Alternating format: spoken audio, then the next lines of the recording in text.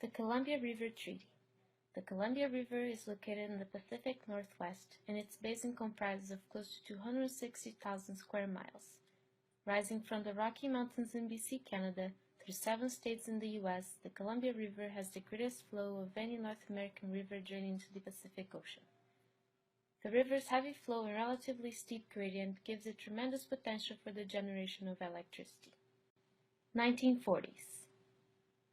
The population living close to the margins of the river had been suffering for years from spring floods caused by rapid melting of snowpacks. The U.S. at the time used to address flood control through storage. However, even though the existing dams built in the U.S. portion of the river aided navigation and energy generation, they did not store substantial amounts of water. Their largest potential storage sites were located in BC. 1948. A flood destroyed the city of Vanport, Oregon. The city was kept underwater for over a month before the river receded. 1964. It became clear that an agreement had to be made between U.S. and Canada to take better advantage of the river's resources. The Columbia River Treaty was signed between the two countries. Canada agreed to build 3 dams on their portion of the river: Mesa, Duncan, and Quinlyside. The province of BC would manage the water storage in the dams for maximum hydropower benefits to the U.S., while the U.S. would build the Libby Dam, which would back water into Canada. The treaty also ensured that Canada was paid a one-time sum of $65 million in exchange for 60 years of guaranteed flood control. Finally, Canada was to receive half of the projected profits of the additional hydropower generated in the U.S. due to the release from the Canadian dams. Throughout the years, the treaty has brought many benefits to both U.S. and Canada.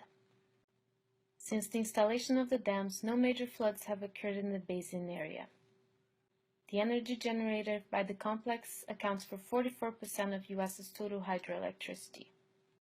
The reservoirs provide a constant supply of water, which are used for irrigation of crops. The ability to regulate the depth of water channels along the river allows for 17 million tons of cargo to be transported to and from the Pacific Ocean every year. The river also provided for the development of communities around the basin and their recreation. However, these benefits do not come without drawbacks.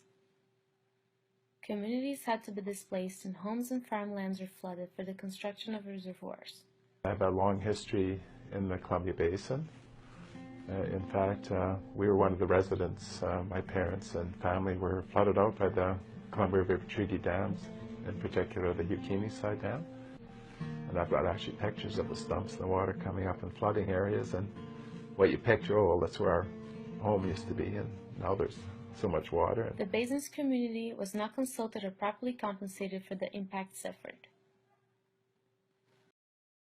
Changes in river flow conditions modified the natural habitats of the local wildlife. Impacts to fisheries were especially catastrophic. The addition of blockages to the river prevents the local anadromous species to migrate from sea to spawn. In 1973, 8 salmon and 4 steelhead species were listed as endangered. This also hinders the First Nation communities, who not only depend on the available wildlife for their fishing and hunting activities, but also to maintain their cultural rituals and traditions.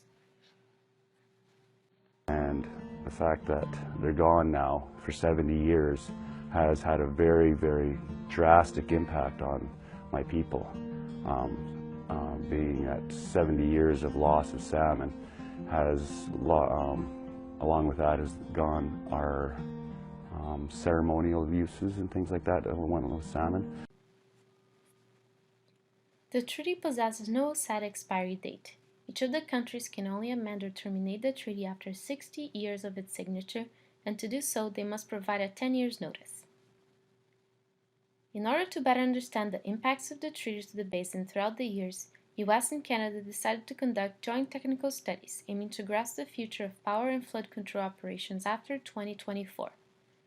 The U.S. entity developed its recommendations to federal government through a multi-year Columbia River Treaty review, recognizing the treaty must be adaptable to meeting ecosystem-based requirements. It must also aim to minimize adverse impacts to tribes and First Nations, as well as other cultural resources in Canada and United States. Controversially, the review also concluded U.S. must aim to rebalance the power benefits. The Canadian entity presented the Cabinet with its own recommendations. On March 13, 2014, Bill Bennett, Canadian Minister of Energy, announced British Columbia's decision to continue the treaty and seek improvements. There hasn't been a major flood down in the U.S. On the Columbia system since the dams in Canada were built. What's that worth? How many billion dollars is that worth? What happens at Portland floods? Canadian entities have developed 14 principles to guide Canada on any future negotiations with the United States. These principles consider not only flood control and hydropower generation, but also climate change and ecosystems, as well as allowing flexibility for both countries to adapt to ever-changing economic, social, and environmental circumstances.